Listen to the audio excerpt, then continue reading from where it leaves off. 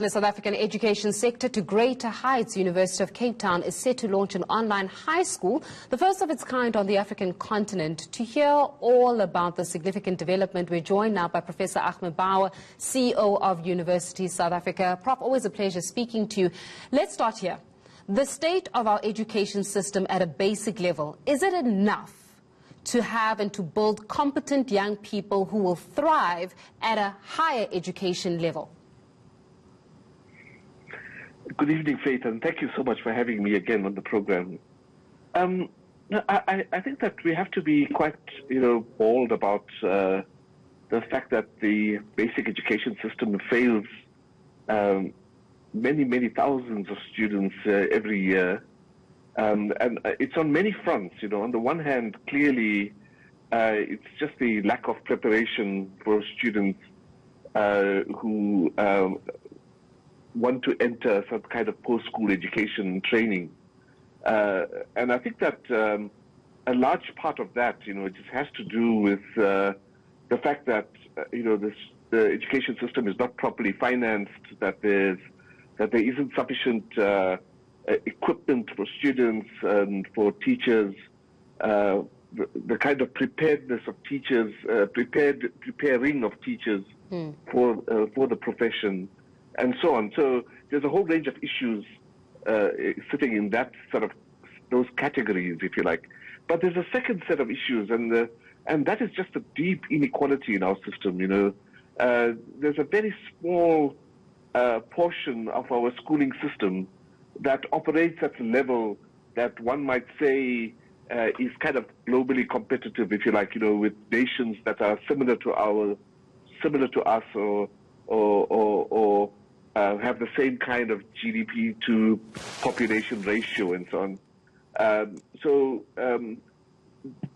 in some respects, our schooling system really fosters further inequalities in our society, that it doesn't actually act as a medium for improving social mobility, for improving the building of a more equal society and so on. So, we see the numbers every year of the number of students that enter school, the number of students that leave grade 12, with a bachelor's pass or whatever. And we can see that the system is not working. We have tremendous leakages in the pipeline and so on.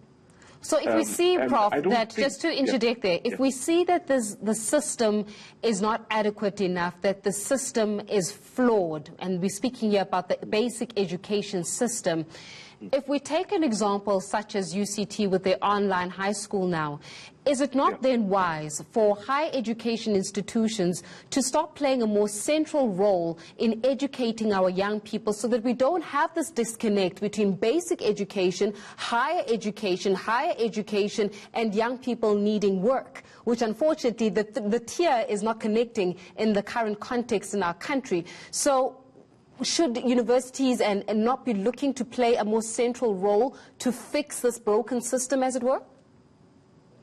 No, I think you're absolutely right, and I think that and I think this initiative from UCT is an excellent initiative. It kind of provides students with opportunities that they just simply wouldn't have had before. But I don't think it takes us away from the issue of fixing up the system, if you like. I mean, because at the end of the day, it's really about saying, how can we improve basic education as a system to meet the needs of our society? Now, you posed a really important question, just what are the universities doing? Are they contributing to improving the system? What else can they do? And we've seen from UCT now an initiative, an important initiative. And I'm pleased to say that other universities are also kind of, following a similar route. So University of Johannesburg, for example, basically has adopted a high school, a primary school in Soweto, which is kind of attached to the UJ School of Education. And other universities sort of engage with the schools in other ways. But Faith, I think that the problem lies beyond, this kind of intervention, if you like. It really does require a kind of reimagination of the basic education system. It really does require us to spend a lot of effort in trying to understand what we expect from the basic education system, and then what to do to get those achievements, if you like, and clearly, measuring our outputs at the beginning of each year with regard to the outputs from the NSC exam. That's not a fair way to measure the success of the system, if you like. Yeah.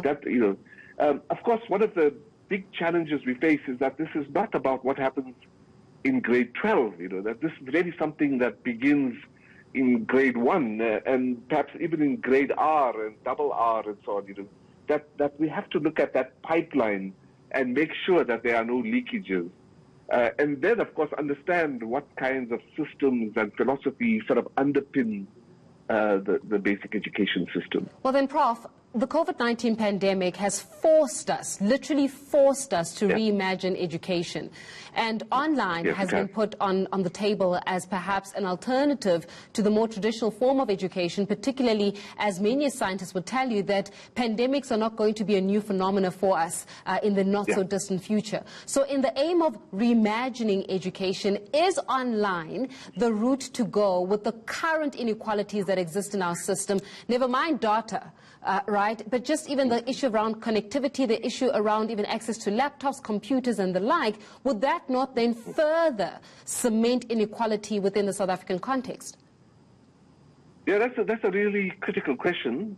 Let me make sort of three suggestions, if you like. I mean, the one is that I don't think we're ever going to move away, from face-to-face education, whether it's basic education or higher education, because the purpose of schools and the purpose of universities is not simply to sort of fill people's heads with knowledge and information. It is about as well. It is about building critical skills. It's about engaging young people in social activities that generate social well-being. It's about nation building. If we can't build our nations in our schools and universities, where are we going to build a nation?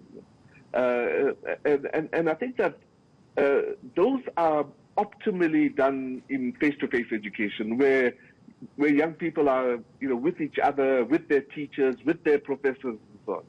So I don't think we're going to have a shift away from face-to-face education.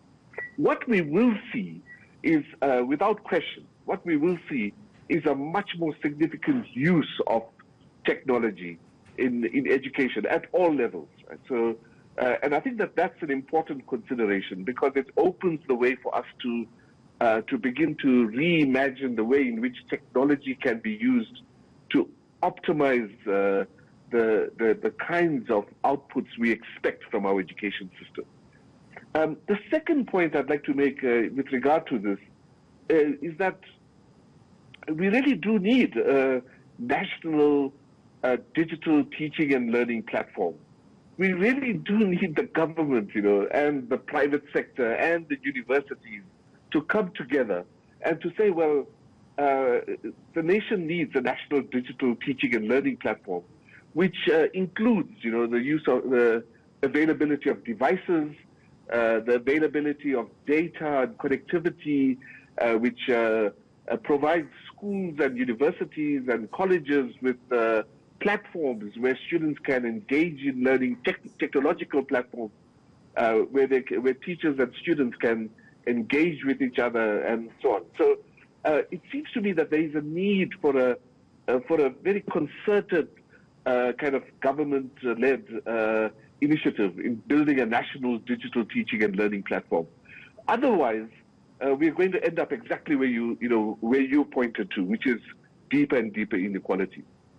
And then the third point is that there really will have to be a major investment in gearing our teachers and gearing our lecturers and professors to begin to use this technology better. This is not something. It's not simply about taking what we have and putting it on, on a platform. I mean, it is about designing new ways of teaching, new ways of learning, designing new materials, courseware as it's called, and so on. Now, there's a lot of that going on, so please don't imagine that I'm, saying that nothing is going on. There's a lot of it going on. But I think we are talking about a national effort here to develop a much more significant national platform, if you like. Yeah. Professor, always a pleasure speaking to you. That's Professor Ahmed Bawa. We have to leave it here for this afternoon, the CEO of University of South Africa, speaking about how do we start reimagining education in the country, especially in light of perhaps the inequalities that exist within the teaching context and within the education field, as well as some of those blind spots on behalf of basic education. But still